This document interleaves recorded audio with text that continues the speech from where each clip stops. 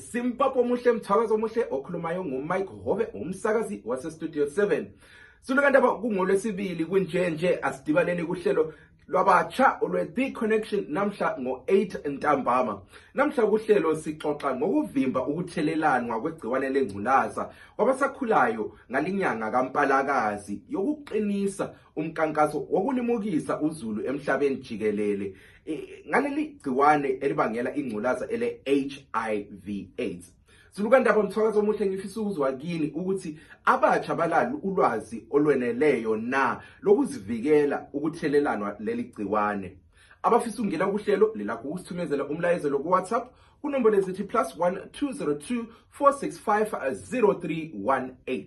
Lapho njalo ukubhala inombolo zocingo ukuze silixhume silingenise kuhlelo khonapha kukhasi lethu ele Facebook ku VOA Ndebele.